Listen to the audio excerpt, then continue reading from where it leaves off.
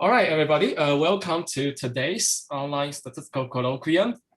We are extremely excited to have Professor Richard Gill giving today's seminar talk. Richard is currently an emeritus professor of mathematical statistics at Leiden University. Professor Gill studied mathematics at the University of Cambridge and obtained his PhD from Free University of Amsterdam in 1979. He is most well known for his research in counting processes and survival analysis. And throughout the years, Richard has advised a number of PhD students, and the list includes some big names such as Sarah van der Geer, Remco van Hofstede, and Mark van der Laan. And I was very fortunate to actually meet Richard in 2015 when I was a visiting student at Leiden. And even though I don't work on survival analysis, I learned Van Trees inequality from a very nice paper written by Richard, which can be used to prove minimax lower bound with the correct constant. In recent years, Richard has conducted statistical research in the theory of content information, forensic statistics, scientific integrity, and in biostatistics. And besides many honors that he has received during his long and distinguished academic career, Richard also knows everything about fungi and mushrooms.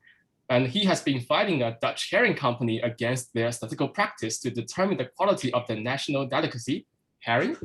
And Richard also has been involved in several high-profile legal cases as expert witness in statistics, and he advocates to use statistics to fight injustice.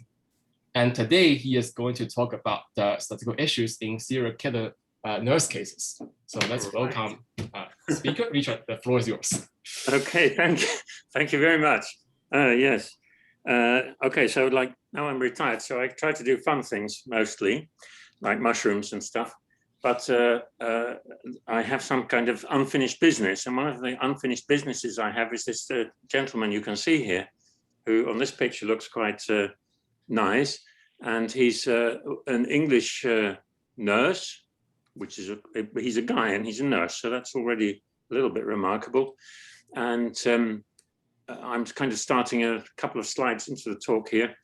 It's going to be pretty unstructured, I think, but we'll see how it goes, because I haven't given this talk for a little while, and I've got some new ideas, but actually no mathematics, basically no mathematical statistics, but I do have some data, and I want to talk about the things you can see in the data, and some new things I've seen, which I'm hoping may help to get this young man out of jail, because he's been in jail for life since I think 2006, and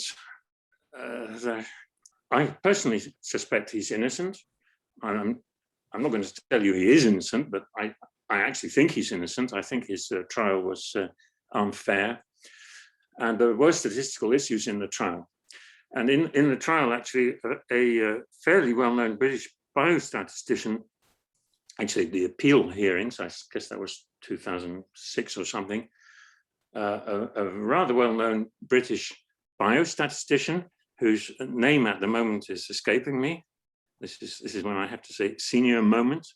I may say it a few more times, but she gave evidence for the defense, pointing out that data which is observational data which appears to show a strange cluster of events might mean nothing at all, because of all the problems which go wrong with observational data, and all the various observational biases which can,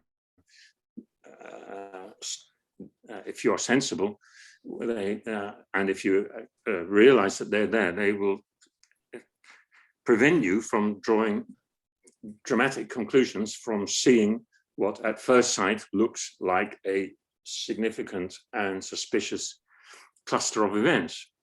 And we're talking about clusters of events in a hospital. And this guy is a nurse in a hospital, was a guy and a nurse in a hospital, and now he's in jail. I'm going to show you a new analysis of some, well, actually the data which I have had of this case for a number of years. And at some point I was doing some work for people trying to get him a retrial.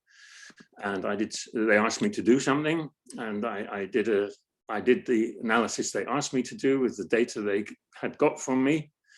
And in retrospect, they had asked the wrong question and the data wasn't relevant.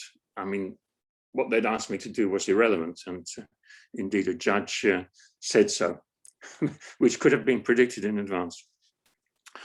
But just recently, I took another look at that same data and I saw some new things in it. And I want to share them with you and then draw some general conclusions or advice for this kind of case in the future, which unfortunately occur like a clock with an appalling regularity. Several roughly one every couple of years in England, quite a few around the world, maybe one every year.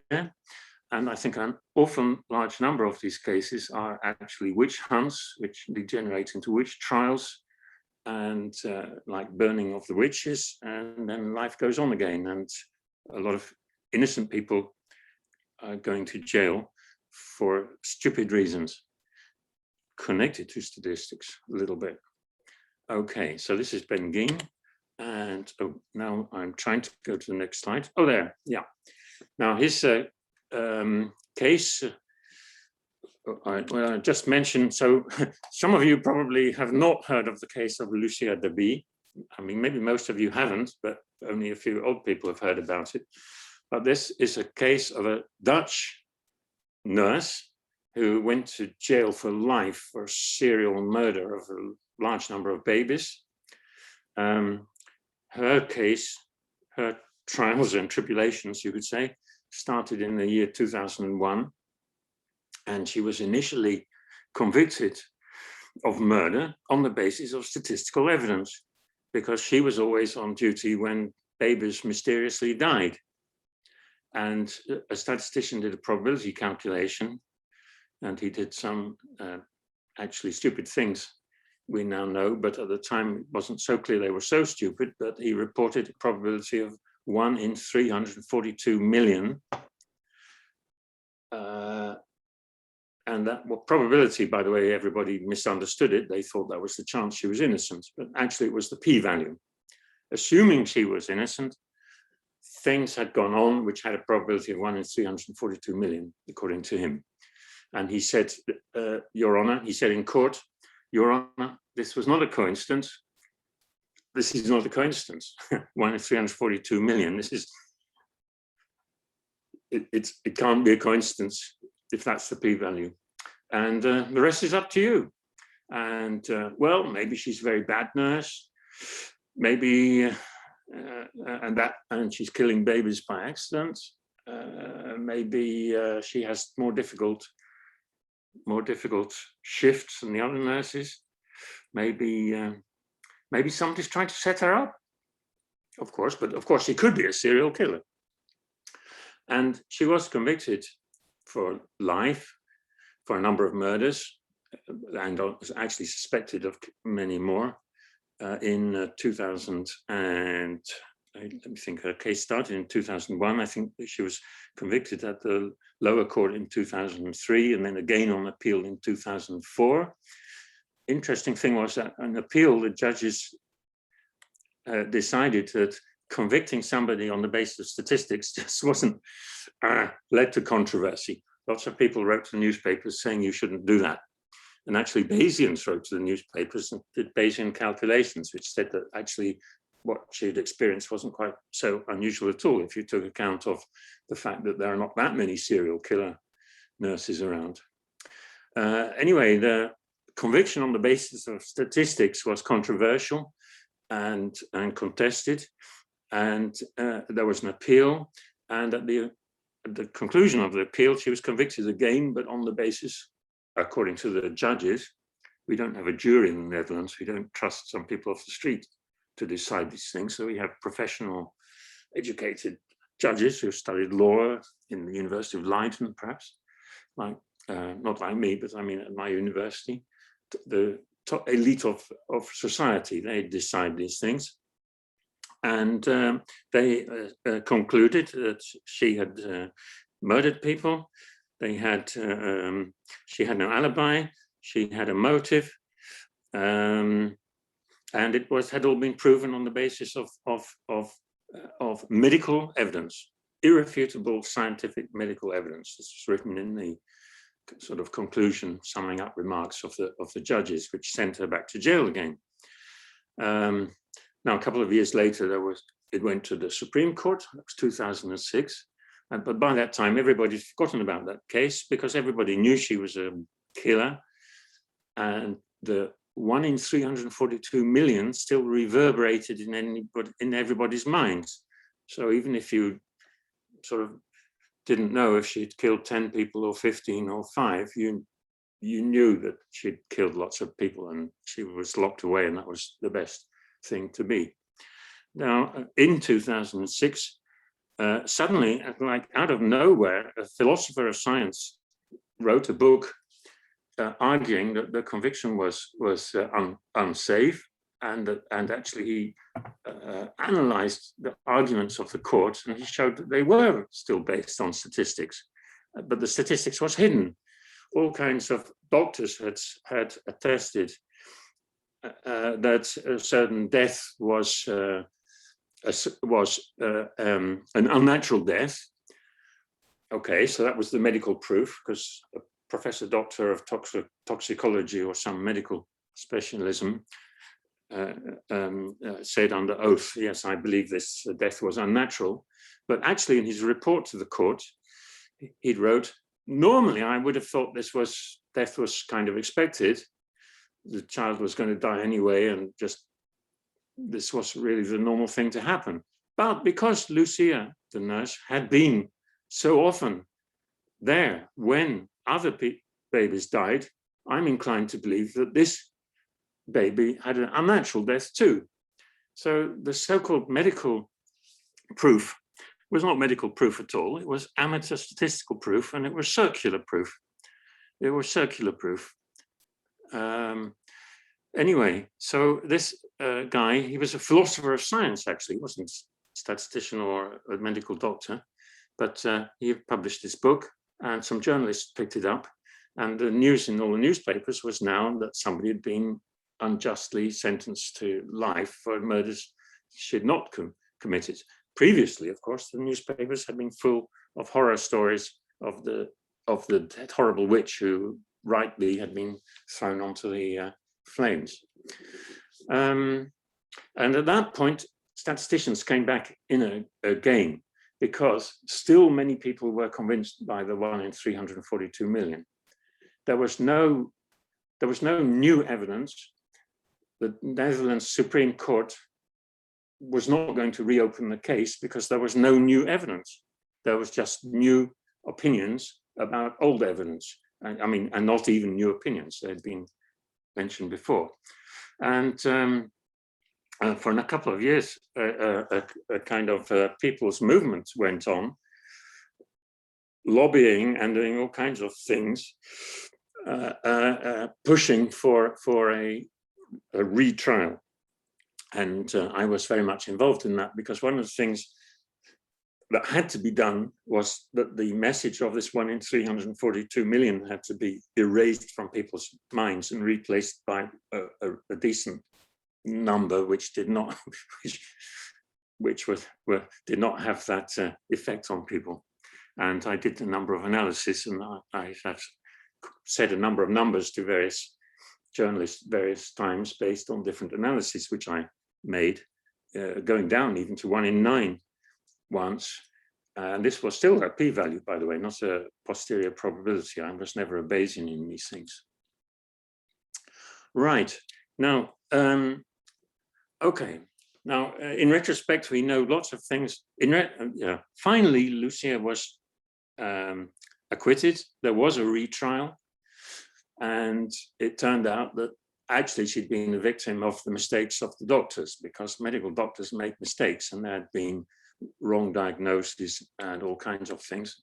And the statistical data which had been used to convict her in the first place turned out to be wrong as well, because anyway, we will see this in a moment in the next case, the case of Geen. And that case started in England in 2004. So that was 3 years after Lucia, the Dutch one. And there's some things here you can read in the newspaper, The Sun, when Ben Geen has been, let me think, yes, 2004. This is a month or a few weeks after he's been arrested. Oh, sorry, it's a week after he's been arrested. And it's a week after a sort of surprise death on February the 5th, 2004, which led the doctors at the hospital to call the police. And almost everything that's written in this newspaper article is untrue. And that's what happens in these cases, because the case starts because the hospital decides they've got a serial killer on their hands. They collect the evidence against it, that person. They take that to the police, and the police start investigating, but the police are entirely dependent on the hospital doctors, specialists, and managers for the information they need. So all kinds of things here are absolutely untrue. But there is one thing which I'm going to come back to later, nothing to do with statistics, but this is why Ben Geen is still in jail, because he was caught with a syringe. And what was in the syringe? The article says he was a 23-year-old male nurse who came on duty carrying a syringe full of insulin. Actually, it wasn't insulin, it was, I forget the name of the stuff. It was a muscle relaxant used in preparing patients for anesthesia. You need to relax the muscles of the throat, so you can put a tube down the throat so you can start giving people air and stuff. And anyway, on Monday morning, February the 7th, I think it was, or 8th, he arrived at the hospital, but the police were there just before him. And as he arrived, he realized he was in trouble. And he, in a moment of desperation, put his hand in his pocket and emptied the syringe, which he had in his pocket. And I'll tell you later why he had it in his pocket, at least why he says he has it in his pocket. He emptied it into his pocket because he knew he shouldn't have a syringe in his pocket from the hospital. That's not allowed. You're not allowed to take stuff from home, stuff to home. Certainly not allowed to take medications from home. So he, in a panic reaction, assuming he's innocent, well, if he's guilty, it would be a panic reaction too. He emptied this syringe into his pocket. Okay, now that's on the front page of, not on the front page of the newspaper, but that's in this newspaper article a week after he's been arrested. And everybody in England who heard anything about the case after that heard about the syringe, and all the experts heard about it. And everybody who hears about it thinks, well, that's it. He's a killer. He was coming to the hospital to kill people. Why would somebody come to a hospital with a syringe full of poison? The hospital source said he had no reasonable explanation for possessing it, and there's no way any nurse should be coming on duty with a full hypodermic syringe. And there's a lot more things written there, and most of them are untrue, but they are the propaganda which the hospital is spreading already, and the police is spreading already, in order to kind of make sure that their case goes as they already believe it ought to go. Now, this was February the 14th, 2004, and okay, you guys in America probably have not heard of Harold Shipman, but possibly you have. He's a doctor. He was a doctor who died in his cell where he was imprisoned for life for murdering possibly 250 patients. He died in his cell in January 2004. He was arrested, or well, I'm not sure when he was arrested, but he was tried around in 2000, and there was an inquiry into how this friendly family doctor had managed to kill 250 of his patients with nobody noticing. And the inquiry produced a whole lot of reports into why that had been possible. And they really slammed the medical authorities who were just not taking any notice. They basically had in the numbers which were being collected, they could have seen that the patients of this guy were dying in huge numbers when they shouldn't have been. Actually, many of them were very old patients, and he was caught because a lawyer in a lawyer's business noticed that a will had been altered. So he'd actually altered the will of one of his patients. But it meant that around 2004, there was quite some panic in the British medical system, the wonderful National Health, that they were not watching out for killers, because there were. And they already had a little bit of trauma, because 10 years before, there had been this nurse, which I guess none of you have ever heard of, Beverley Allitt, also known as the Angel of Death, who was sent to jail in 1993 of killing a large number, no, not a large number, a small number of babies at a children's ward. Incidentally, it's interesting to read on Wikipedia that it says, police could not establish how the attacks were carried out. Whereas at the same time, this, at the time, young lady admitted guilt. But apparently she didn't tell the police how she'd done it. And that's a bit strange. And there's some strange things about this case. Now, everybody in England knows that she's a serial killer, and I will get not into trouble, but nobody will respect me anymore if I tell the people in England I suspect that she was innocent. But I don't know it, of course. She kind of broke down under interrogation, and she was offered the possibility of going to a psychiatric hospital, because at that time the Baron von Munchausen syndrome by proxy was fashionable. It's now been removed from the, what do you call it, the DSM, Directory of Statistical for psychiatric illnesses. But anyway, I may come back to her later. Let's see. Oh yeah, this is one last moment before I get to the part about the statistics of Geen, of this talk. Coming soon, a cinema near you, Lucy Letby. Lucy, she's due to stand trial in July 2022.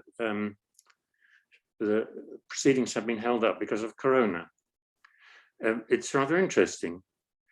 Investigation started in a certain hospital in a small town in England in 2017. She was arrested in 2018, but set free again. No trial, no, was not, what's it, thingamid of anything. And again in 2019. The police have been wanting to nail something on her for 5 years now. The hospital probably too. The hospital had a lot of bad things going on there, and an inquiry was held into what was going on in that hospital before this woman was arrested, and they found all kinds of irregularities and chaos and bad stuff going on. So the hospital has got some desire to find somebody else to blame for something, some excess in deaths. And of course, the police have been putting their, biting into this for a number of years, and are determined to catch their girl in this case. And so a new trial is going to start in 2022. And I understand that statistics will be involved. I understand that the reason is because there were less deaths when she was on vacation. Okay, so if they're going to use that to prove she killed a lot of people, well, I wouldn't be surprised. They will try. Okay, so these cases just go on and on. This is an article from the BBC when he's been convicted at Geen. Now I'm going back to this is the case I'm talking about today. The case of Geen. There you see him. He looks a little bit more suspicious on this photo. You don't look so well when you are appearing at court accused of murdering lots of people. You don't tend to not look your best. Okay, there are a large number of stories, things written there. This is when he's been convicted. It says, initially, doctors could not explain the abnormally high level of respiratory arrests between December 2003 and February 2004. Suspicion fell on Geen, a lieutenant in the territorial army. I mean, that's already suspicious, right? A nurse who's a lieutenant in the army. When it had emerged that the incidents had taken place while he was on duty. Now, what is written here is not true. I mean, yes, incidents took place when he was on duty. Why were they incidents? Because he was on duty, because they already suspected him. The story written here is just not true, but it's the propaganda told by the hospital, told by the police, told to the court, and settled by the jury. Okay, there's some more stuff here, which is largely not true. Prosecutor Michael Austin Smith told the jury that toying with patients' lives was a price Geen was willing to pay in order to satisfy his perverse needs. Okay, so that's a kind of amateur psychology, why serial killers want to kill people. Okay, now here's a little piece of data, and this played an important role in this case. It's a tiny amount of data because these are numbers. These are numbers, and this is important now.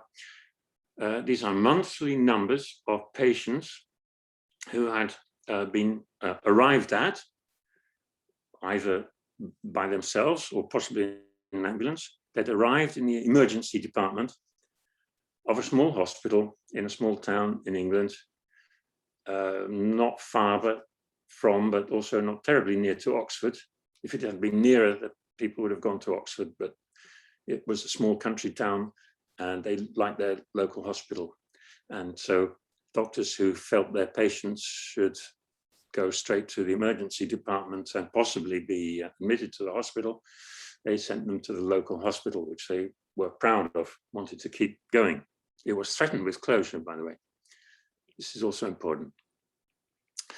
These are numbers of patients per month who have come to the emergency department, and in the emergency department, so in accident and emergency or whatever it's called in various countries, in the emergency department, they have collapsed.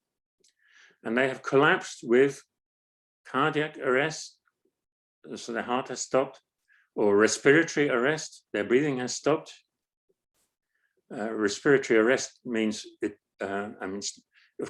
when you faint, but a respiratory arrest is something bigger than that. It means your lungs have stopped working because your brain has stopped telling them to work. So that's a serious matter. And actually, when your heart fails, your lungs are likely to stop working pretty soon, but very, very soon thereafter, because they don't get any oxygen anymore to work.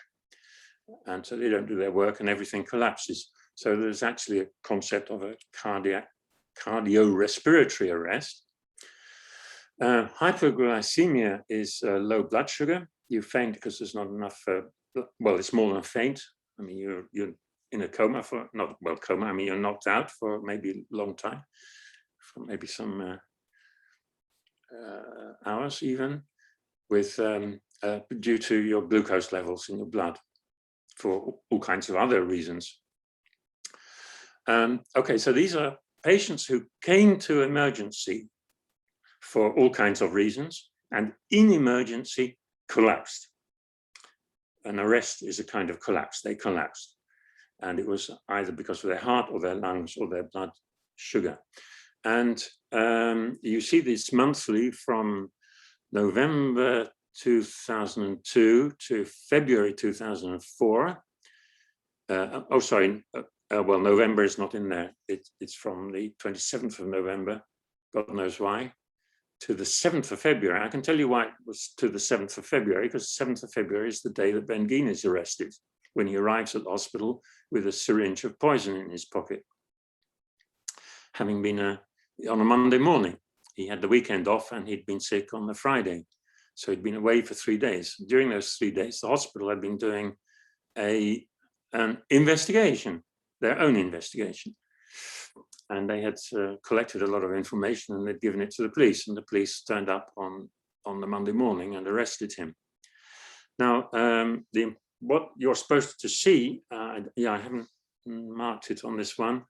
Where's my mouse? Yes.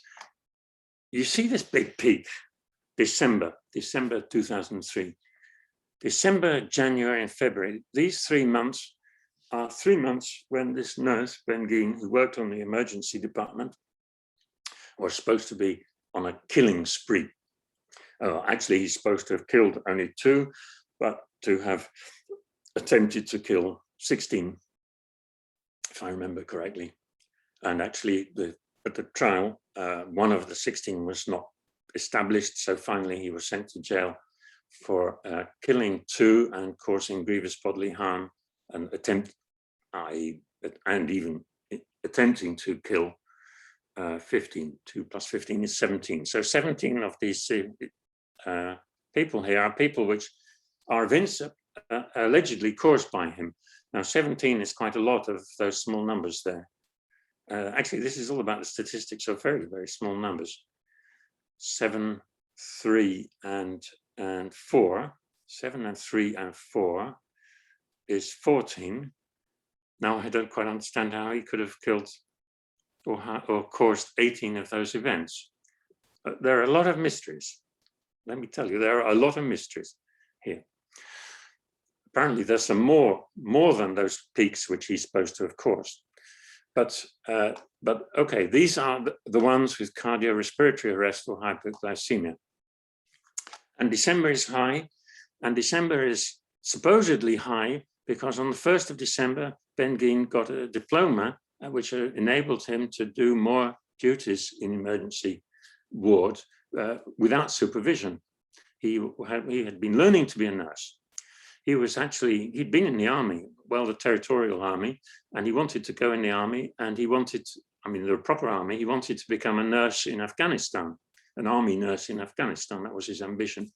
His father was a paratrooper, actually, and his mother was a nurse. But anyway, so he's supposed to have started on his killing spree on the 1st of December, because from that moment, he had more responsibilities and more possibilities to do terrible things. And you're supposed to see that this peak here is much bigger than that one, December, the year before, when he was working in the hospital, but not killing people yet. It's not that much bigger, but it's a bit bigger. January is a bit surprising, because actually in January, not many people go to emergency departments, especially old people stay home and don't go out because the streets are icy. So in a moment, we'll see some beautiful downwards peaks, which are the Januaries. It's kind of surprising the first time you see it, because you think everybody goes to hospital in January because they drank too much on New Year's Eve, but that's not the case. And February, this is only till February the 7th. And so it's only a tiny part of February. And actually, Ben Geen was only working on the 1st, 2nd, 3rd, 4th, and 5th, I think, or yeah. So he was only working for a small amount of those days. But you're supposed to see the huge difference between those last 3 months and the same 3 months of the previous year. All right, let me go to the next one. By the way, anybody who wants to ask me a question, they should do so, because if things need to be explained now, then now is a very good time to explain them. Okay, but I don't hear anybody asking.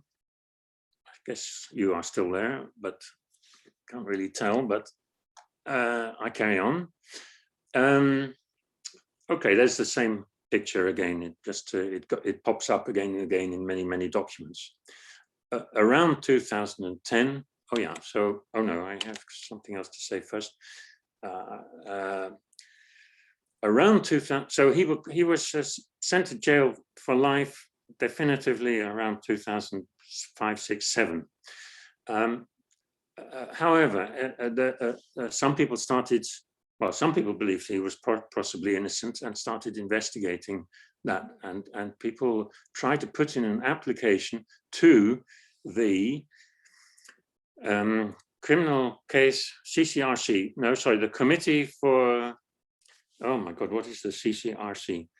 It's a very special committee which was installed in the United Kingdom to investigate cases which basically were closed, but where there were suspicions that they should have been opened. And the CCRC was started up because of the scandal of the Birmingham 6 and the something else 4, if I remember, like the police faking evidence and large numbers of people going to jail because of really scandalous behavior by police and stupidity by courts. And the embarrassment was so great that the Criminal Case Review Committee was set up. And basically anybody who was in jail with a serious crime could send them a letter and say, I would like to have my case reviewed. And to begin with, they were well funded and they looked at lots of cases and a few cases got overturned. We had the same thing in the Netherlands, which Lucia benefited from for a similar reason, because such terrible miscarriages of justice had happened that the authorities, even though they didn't really believe that anything was wrong, were forced to set up some options for reopening closed cases or have closed cases reconsidered. Okay, now, this is an important point which I want to make right at the beginning also, and that is medical error. Okay, now this is some data for the US, but I think it's the same all over the world. Medical error is one of the leading causes of death. I don't know if you realize that. Okay, some people die of heart disease, some people die of cancer.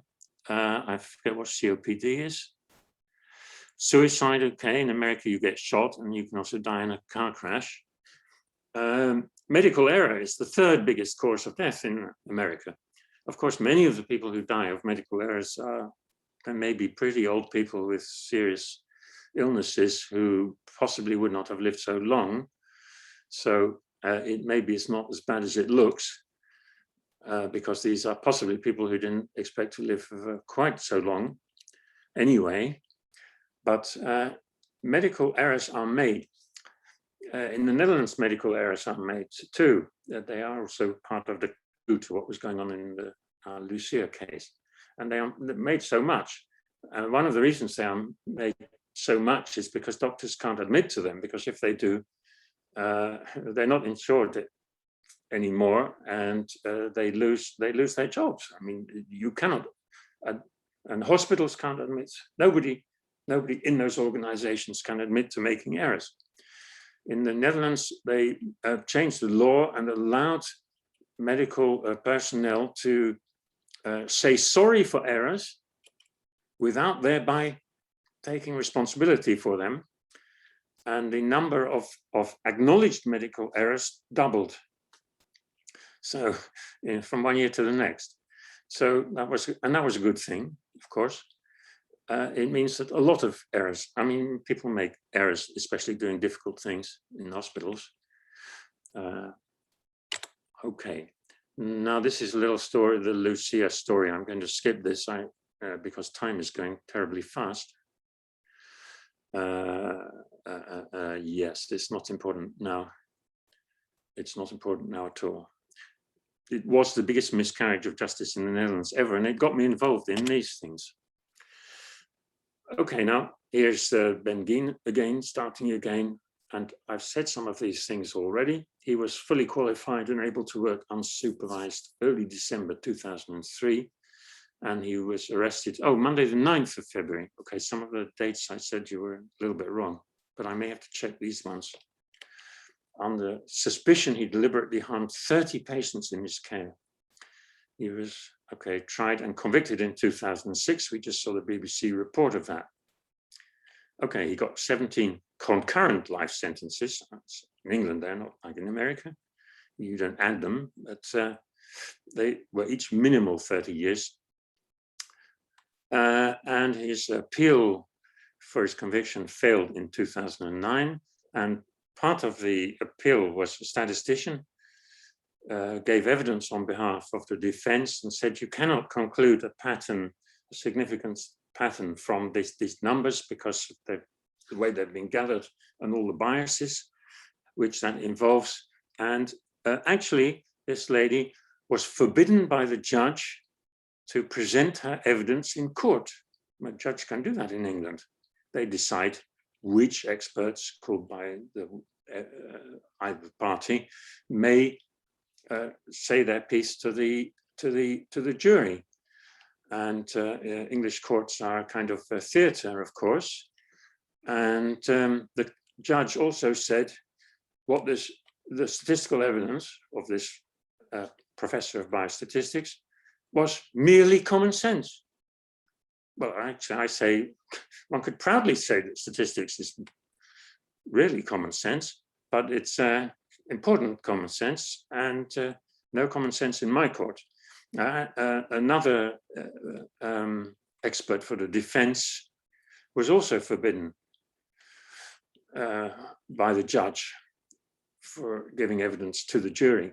The jury spent most of the court sleeping, the trial sleeping, because there were interminable medical experts disagreeing about what was the cause of death, except possibly agreeing that Geen was probably the cause, but not what he had done. Okay, in 2010, a project started, an innocence project started with an application to this committee. And one of the things they did was following up the statisticians, the rejection of the statistician at the trial. They thought, we'll do the statistics properly this time. Well, we'll do the statistics this time again. And one of the arguments used to convict Geen was that respiratory arrest is very uncommon. Very, very uncommon. Some experts had said that it is terribly uncommon. They have one anesthetist said in all my professor of anesthesia had said, in my 40 years of experience, I have never seen an unexplained case of respiratory arrest or a case of respiratory arrest. I'm not quite sure. So a bunch of lawyers in London University decided to make freedom of information requests to 40 hospitals around the country, England, getting data for a period of more than 10 years, centered on 2004, of, per month, the number of patients going from emergency to critical care, to intensive care, because they suffered a respiratory arrest, a cardiac arrest, or a hypoglycemic arrest. And all that data they gathered in order to prove, hopefully, they wanted to, a statistician prove that respiratory arrest is not so rare. They hired me to do that. And I spent quite a while trying to convert a huge number of faxes of PDFs of spreadsheets, convert them into numbers in R and do what they asked me to do.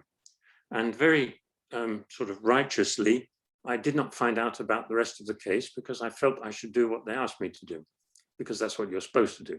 But of course, that's not what people actually do. Now I know that you may cheat a bit. Well, I made a report and I showed that respiratory arrest, though less common than cardiac arrest in this situation, was not so rare at all. It's like 4 times less common, but it means it still happens, because cardiac arrest, when you arrive in the emergency department of a hospital, is pretty common, and respiratory arrest is not so uncommon. In a small hospital, it won't happen very often, but okay. That report was sent together with some other stuff to the CCRC, and they rejected it because they said, well, they had some stupid excuses. And they said this was irrelevant anyway, because he'd been convicted on the basis of the syringe and on medical, and the statistical evidence was not relevant. And actually, they were right in a sense. However, his supporters, Ben Geen's supporters, carried on fighting. And at some point, they even got a judge to order the CCRC to pick up the investigation again. So it started again. And it's still going on at the moment, terribly slowly. Now, when it started again, at some point, I started looking at the data which I had, and I drew some new graphs. This is the graph I'd shown you before, the one which had a lot of influence on jurors, on medical experts who saw it, which enabled the hospital to say, look at how these numbers have increased suddenly in December. First thing I found out was I tried to extract the same numbers from my freedom of information data, because it turned out that our hospital was one of the 50. I actually had left it out because I didn't want to. I wanted to determine the frequency of respiratory arrest from hospitals in general, in order to see whether or not it should be considered common or uncommon. Okay, so there's another one.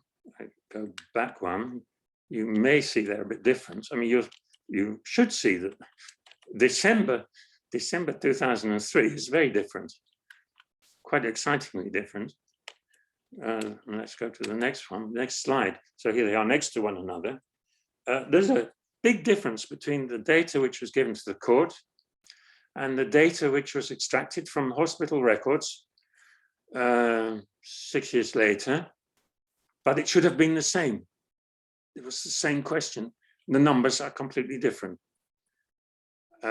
Amazing differences. Look at August 2003, totally irrelevant, but the numbers in the hospital records as they were found in 2010, reluctantly provided by hospital administrators, forced to be provided, is totally different from what had been given to what had been collected by the hospital authorities for the trial. Completely different. I mean, okay, they're tiny numbers, but they're completely different. These numbers are completely different. This is a bit difficult to judge because the later data is the full month of February, and this one is only a tiny part of February. So this difference is not relevant, but this difference is big. December, the period we're interested in. These people at this hospital just don't know how many people are dying of what, and so on and so forth, apparently. Actually, there's another data source, because an inquiry went in started up after Ben Geen had been convicted, to find out why the hospital hadn't seen what was going on earlier. And the conclusion of the inquiry was, well, okay, lots of things were a chaos in that hospital. Lots of things were wrong, but Ben Geen wasn't noticed because the number in 2003, and we're talking about the same number again, was 6, and this was only one more than in December 2002, 5 and 6. Those are two different numbers from the two numbers I showed you before, but they should be the same numbers. Every time you ask this hospital how many people had this, then they give a different answer. That's a bit, worrisome. Why do the numbers keep changing? Well, okay, I'm not going to, you can think about it. Now, actually, the case is not so much the legal case, it's really about the case mix. And that's very, very important. And let's have a look at that, because that's what we also have data of. Ben Geen was basically convicted because he came to the hospital with a syringe full of the medication which is used to put people into a kind of, it's a muscle relaxant. It means you lose control over your muscles, and people can stick tubes through your throat without you complaining. I mean, without you able to do anything, which is important when you're going into intensive care. So the hospital said, and the police had said, and the hospital had said, and the court had agreed, and the jury convicted Ben on that basis that the respiratory arrests were unusually high, and that's obviously connected to the stuff he had in his syringe, because the stuff in his syringe would stop you breathing because your muscles stop working. It's as simple as that. You're going into intensive care. You don't have to breathe yourself because they put in tubes and do it for you. So here's the new numbers, but now split according to the three kinds of collapse you could experience. And really the funny thing about these very small numbers is you see everywhere, okay, so blue is cardiac, red is respiratory, and green is hypoglycemic. And in the left-hand part of this picture, their proportions are exactly what you expect after you've seen data from 50 other hospitals over 10 years. These are the right numbers. But in December 2003, there are no cardiac arrests and there are only respiratory arrests. And I don't believe it. I mean, I think you should not believe that.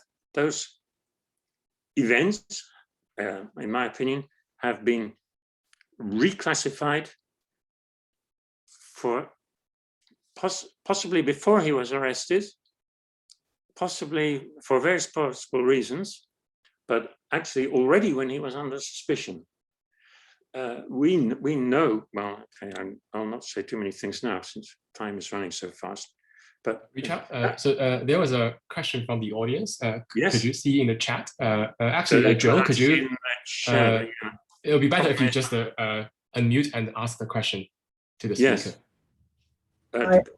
I asked why you don't look at the cases of respiratory arrest in the months immediately after Ben Geen was arrested. Yes, we can do that too. Why not? Why not? Because at the moment I'm interested in the difference between the numbers which are used in the court and the truth. That's okay. I'm going to show you some more numbers outside of the period in a moment. Thank you. It's a very wise remark, actually. Actually, it's something I should do. But I mean, I know what I will see because I know what the proportion. It will carry on like before December. No doubt about that. I mean, it's universal all over the Netherlands. Sorry, all over England in these hospitals.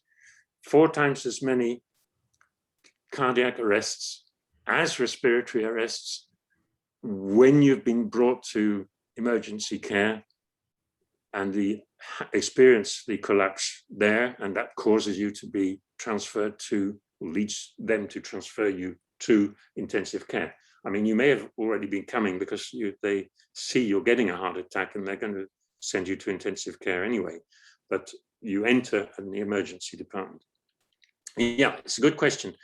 But yeah, actually, I think it wouldn't surprise us and wouldn't tell us anything more, but it's certainly worth doing, and I should do it. Yes. Why is nearly everything red? Sorry, Richard? Yes. Another question. Yes. Do we know anything about the patient profile in along these years, like let's say December 2003, December 2002?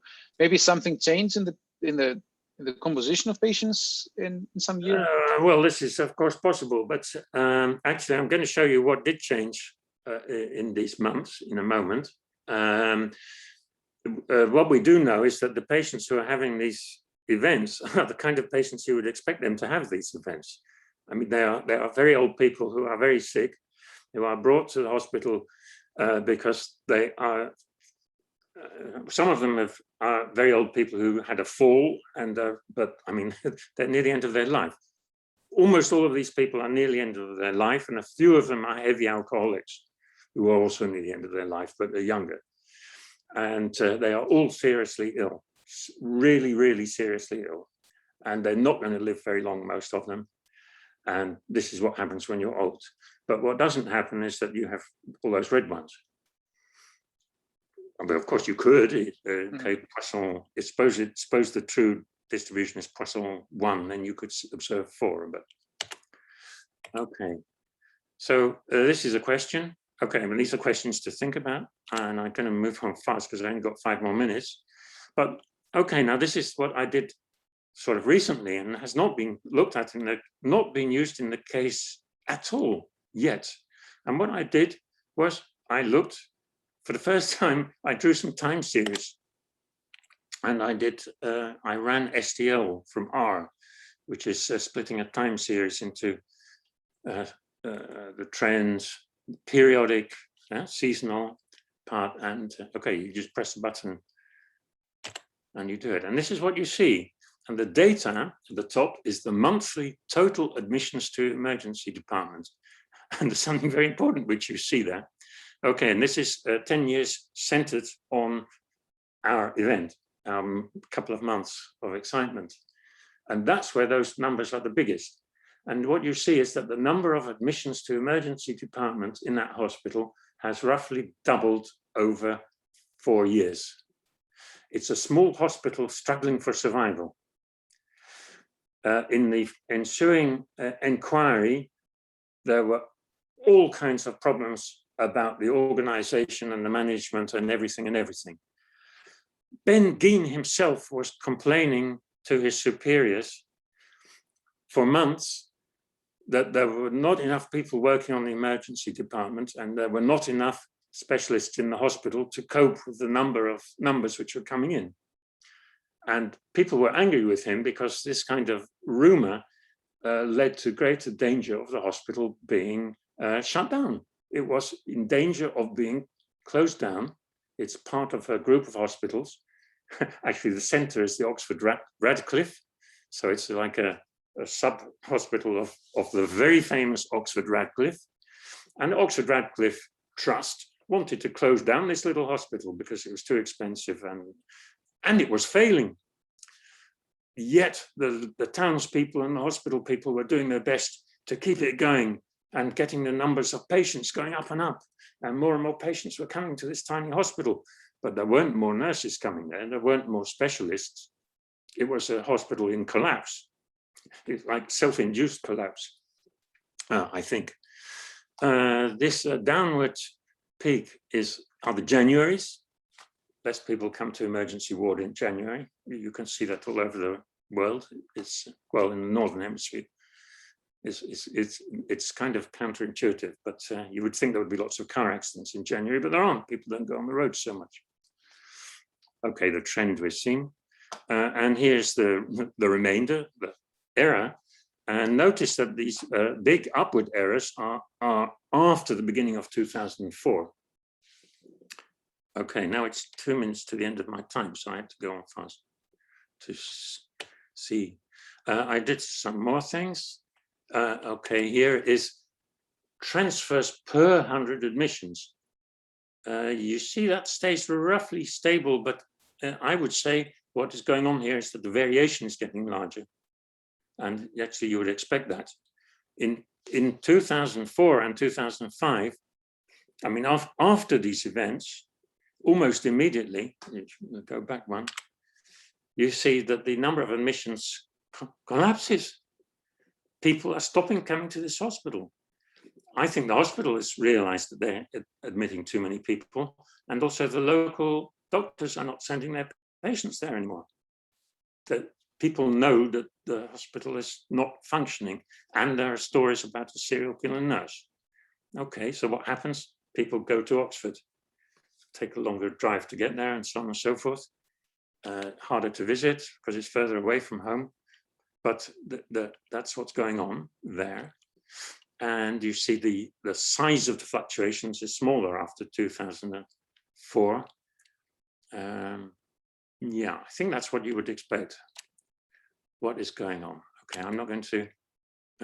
Right now, it's 1 minute to the end of the hour, and there's some further slides here, but I'm not going to show them to you. I'm sorry, but I have put all these slides on my SlideShare site, and I will, if I'm allowed to, Charles, I will tell you what's like. There are like 4 little chapters here of further topics which are worth thinking about. But Yeah. obviously we're not going to think about them now. But maybe it's better to have questions first. Or you can Or stop. send me the link, then I can share Yes.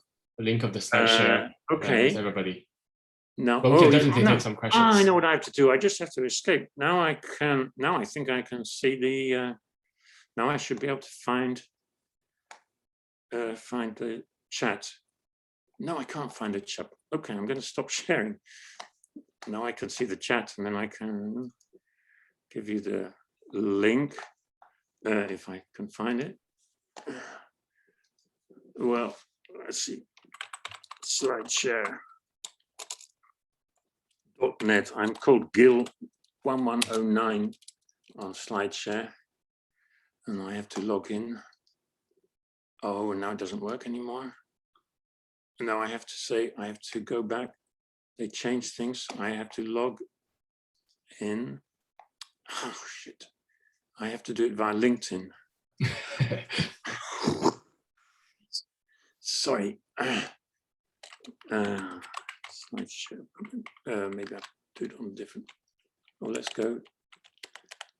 My uploads. Let's see if that takes me there straight away. Yeah, no, I'm there. Okay, so this is the one we want. I found it. It's called slideshare.net/ but I'm going to put it in the chat. I'm going to put it in the chat. I'm going to put it in the chat. Go back to Zoom. Now I have to find the chat. Where's the chat button? Oh, there it is. Okay, so if you would like to look at my slides, and I hope some of you would. Yes, we can see the chat. Yeah, we can see the link in the chat. Great. Yeah, and so it's what I've told you so far. And after that, there are like 5 little sections with 5 little things I would also love to talk about, but I'm not going, obviously not going to. One of them is a Bayesian approach and the problems of bringing Bayesian reasoning into law courts, and they are big, big, big, big, big. Another one is the criminology side. There are a whole lot of people who specialize in serial killer nurses and serial killers, and they do appalling work, and they keep turning up in all these cases, and then they, you know, they profile, then they explain to you why this person is a killer, and they have, and yeah, there are some really scandalous things there, but you can see that in particular, people, the Lucia case in the Netherlands, she was finally exonerated, but the list of weird things about her, which led her to be convicted in the first place, such as that she looked a bit weird, is now in the list, the checklist of the red flag checklist of the signals which tell you that the nurse may be a killer nurse. They prefer night shifts. They are interested in death. I don't know. People call them angel of death, right? If people call you angel of death, then you're probably a serial killer, according to criminologists and psychologists who write lots and lots of books about this and go on TV and are expert witnesses in these trials. And they keep popping up in every single one of them. Okay. Richard, do you still have some time for questions from the audience? I have all time because thank you. It's midnight. First of all, let's thank Richard for the great talk. You can click the virtual clapping button, so Richard, you can see it. And any question from the audience, please. Just unmute yourself. Okay, I see one clap, maybe. Thanks very much. It's not simultaneously, so. No, that's okay. Per Midland, I was wondering who you were. I saw your face. Okay, so give me some questions. Nice to see you, Richard. Nice to see you too. Yes. Thank you for a very nice talk. It's very interesting. Okay, there's a lot of work to do. I am working on 3 serial killer nurses at the moment, and they're all hopeless. I mean, the cases are hopeless, and every legal system is different.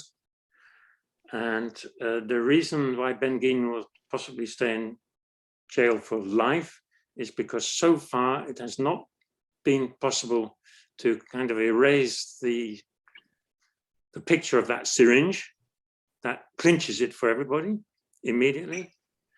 I should tell you why he was carrying it, why he says he was carrying it. That's one thing. And the other thing is, no, it's in England, right? You need a very authoritative professor in some very important branch of medicine to be on his side. And then he would be out eventually. That has just happened a few weeks ago in another case. But as long as the medical establishment, as long as nobody influential in the medical establishment does anything, nothing will happen, because the lawyers don't have to do anything then. The media is not interested. Statisticians can shout as much as they like. Nobody will take any notice. It worked in the Lucia case eventually, because actually some authoritative medical authorities went against the communist opinion among the medical establishment and did some independent research and found that Lucia had not killed those babies at all, but medical errors of their colleagues had killed those babies. But you need not every medical doctor is going to stick his neck out and say that his colleagues were making bad mistakes. Richard, what was his stated excuse for having the syringe? Yes, that's important. He claimed that the Friday had been an incredibly chaotic day. And if you look at the numbers who were coming to that place and the number of nurses they had and so on, it was an extremely chaotic Friday in February, or possibly Thursday, I forget now. And he took his nurse's smock home with him to wash it, to get it cleaned. Actually, he was living with his girlfriend, who was another nurse, and she washed it for him. And she found this syringe in his pocket, and he had no idea. He says, of course, I mean, I say he says, actually, I believe him, because he's actually a very nice, decent guy, I think. Of course, he could be a crazy psychopath, but he says he doesn't know how it got in his pocket. Actually, I suspect one of his colleagues put it there. His colleagues were calling him to his face, Ben Allitt. They had noticed that he often was there when things happened, and he had noticed, and they were associating, and they didn't like him because he was a bit strange. He was a guy, and he was a bit excited and enthusiastic, and he worked hard, and he told people if he thought they were doing things wrong, and so often he was right as well. So they didn't like that, of course. So his girlfriend found the syringe in his nurse's smock. He had no idea how it got there, he said, and she said to him to take it back to have it destroyed properly. And so he did, and that was incredibly foolish. But it was right, of course, and because he's such a nice guy, and his girlfriend is such a nice woman, and this was her evidence too. I mean, she has sworn this under oath that this is what happened, and she's presently a nurse, actually with a different boyfriends after some time, after a number of years. So that's why it was. He'd taken it to home accidentally. He didn't know how it got there. He took it back to have it disposed of properly, as the rules demand. The hospital was a total chaos, and all kinds of things were going wrong, and medications were in the wrong place, and so on and so forth. And when he saw the police at the door, he panicked and emptied it, because he knew he should not have a syringe from the hospital in his pocket. So that's his story. I find it pretty plausible. Yeah, but you have to hear it first. And okay, and okay, one should look at the medical evidence as well. The medical evidence is that all these people died natural. Yeah. But yeah. Oh, things happen. Things happen. Shit happens. Yes, and some people have some bad luck from time to time. And the theme in the cases, which I see again and again and again, is that it's a hospital in crisis, things are going wrong, and accidents are happening more and more often.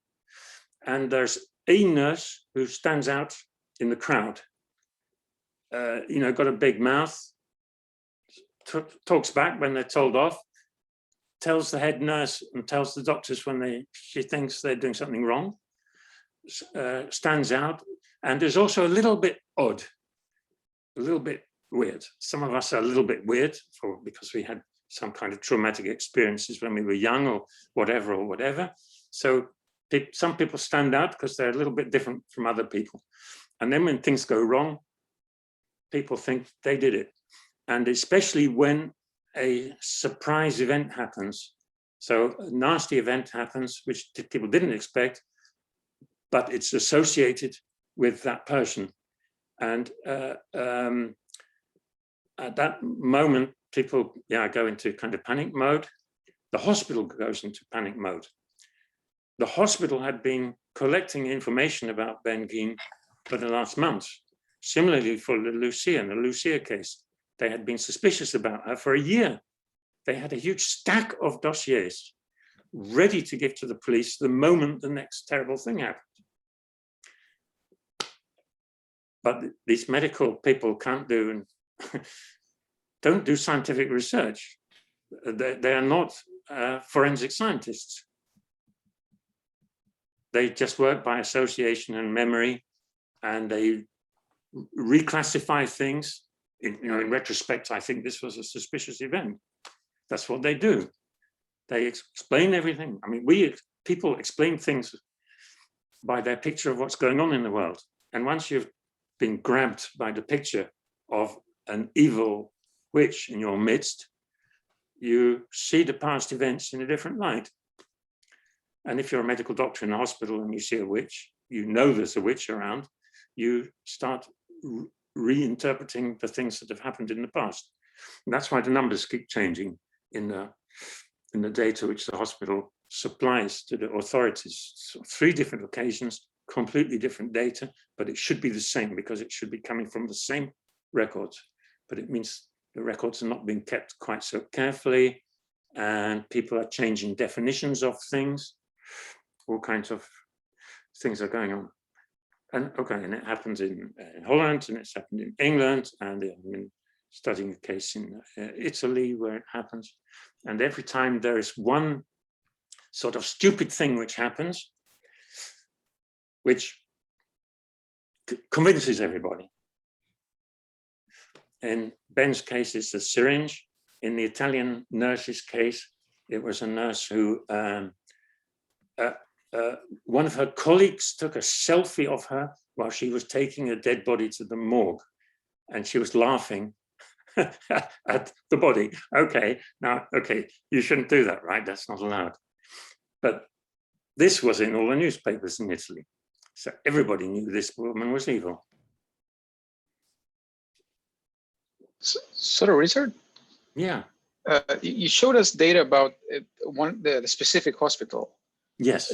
Are there data and trends for other hospitals in the UK? And yes, so I have, if you would like to have it, I'd love to give it to you. I have data of 10 years centered on 2004, of these numbers of persons being moved from emergency into intensive care per month with these 3 diagnoses.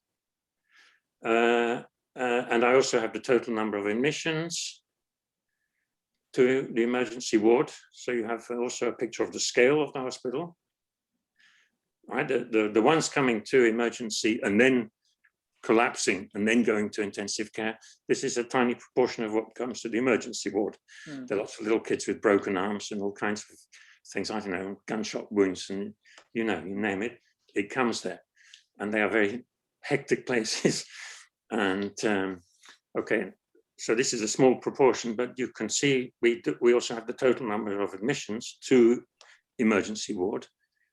Yeah, so maybe you shouldn't call them admissions. They are entrances to the emergency ward of people who may be admitted into the hospital properly and may just be sent home after somebody's put a plaster on their cut. Yeah, and I have this for 50 hospitals for 10 years. And it is an enormous mess because it's all different spreadsheets formatted in different ways. I mean, you know, some are this way and some are that way. And sometimes sometimes a blank means 0, and sometimes it means less than 5. And sometimes it means we didn't look or we didn't exist then or something. And actually, we have made the data accessible now through efforts of a number of students, one of whom had a sort of mental breakdown after some months working on this. But yeah, so I can, anybody who would like this data, it's been obtained by Freedom of Information request, so it's public. It's a little strange that you said that the court decided based on that simple time series, right? Whereas no, not only. I mean, and the insulin and I guess some other. Yeah, no, not only at all. No. For each of the 18 persons he was tried for having harmed, there are pages and pages and stacks of reports about the medical state of those people. And like 4 or 5 top medical experts have looked at the medical records of each of those 18 patients and said what they think, written what they think in a report. And a couple of these experts are the usual suspects, the experts which the police always brings in and the courts always bring in every time you have a serial killer nurse. They're very good at doing the job which they're called for, and they are very, they have a lot of practice in standing in court and being very authoritative. Okay, now the defense has got much less money and can't hire big shots, so they have a small number of not so famous specialists. And so for each of these 18 cases, there are reports by 4, 5, 6, or maybe half a dozen medical experts of various specialisms. And they, like half of them are, well, in almost all the cases, they say, well, actually, we don't know what actually happens, but it could have been this or it could have been that. Because that's what it is. I mean, it's not such an exact science, you know. I mean, there is some information, but retrospectively, an authoritative medical specialist will say, well, I think you had this or that, and then everybody will believe them. But another medical specialist will say the opposite. And some of the medical specialists have been hired to say that this is a very suspicious event, and probably Ben Geen used this or used that or used that or did that. And so you have like 3 or 4 prosecution experts who have different explanations of how Ben harmed this person. So they contradict one another. But okay, and the jury is a bunch of old age pensioners who are proud to do some civic duty and spend most of the time napping while all the medical stuff is being told again and again and again. At the end of the trial, the judge instructs the jury. The judge tells the jury what to think. It's appalling. The judge knows who did it. The judge tells the jury what to think about the evidence they've heard. And okay, well, that was the syringe, so it's obvious anyway. Okay, so he goes to jail. It's a witch hunt. I mean, it's a witch trial, sorry. Sort of. Yeah, I have some slides about witch trials. All right, there are terrible things that have happened in the hospital. Everybody's upset. Hospital authorities must act. The police must act fast. They've got to nail the bastard and hang them as soon as possible, put them away. Because it's terrible, killing old people, killing babies, you know? And this is in hospitals, which is all about life and death. Many of the nurses, of course, are women, and there's a lot of male fear of women in what goes on in these trials too. I think. But of course, I'm not a psychologist. I'm just kind of crazy ideas. Yeah. Yeah. But no, there's a huge amount of medical evidence. And if you, there are like 2 alleged murders, and there's 16 alleged grievous bodily harm, or call them attempts to murder. I mean, the court decided to call them murder attempts. But on the other hand, the court also decided that Ben was only trying to harm people so that he could be the noble savior who rescued them. So this story doesn't make sense either. But anyway, if you look at the most serious cases of those persons, in particular the ones who actually died, I'm just an amateur, of course, but you look through them, there's just nothing there. It's all bullshit. Yeah, I mean, they are all very old people who are on the verge of death anyway, or alcoholics on the verge of death anyway. And some of the collapses, some of the respiratory collapses are people who merely fainted. And it's absolutely clear they just fainted. But the hospital has said this is a respiratory arrest because it had to be a respiratory arrest because he was using this stuff to cause these respiratory arrests. So the syringe led to the story that he was injecting people with this stuff which puts you into a respiratory arrest. And then the experts tried to prove that they were respiratory arrests. And most of the experts say, no, well, actually they weren't. Maybe he used insulin that time. Maybe he did this or did that. It's an utter farce. It's really quite distressing. Right. Right. I have this information too, but that's not public. Okay. but Thank you so much. In a good cause, I could show it to anybody who wants to share my drop boxes. Yeah. Anymore? Right. So, do we have any more questions? What time is it now for you, Richard?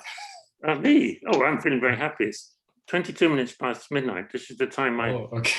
No, I usually go to bed at 8, and this is the time I wake up and I either do Facebook or write paper or something. I see. But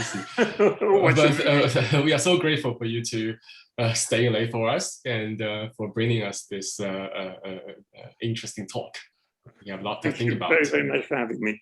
And then we also have the slides to you have the later. slides. You can read my thoughts about criminologists and forensic psychologists, and you can look at the red flag list. And there's some remarks about witches. Mm-hmm. Yeah. Okay. Yeah, maybe we can thank Richard again, and thank you. Thank you. You can have a good night. Yeah, and everybody else, this is our last seminar talk this quarter. Just to have a great summer. Okay, you too. Yes, have a great summer, everybody. Thank you, Lucia. Thank you for having you. Yeah. Bye. I'm going to press the leave button. Leave me.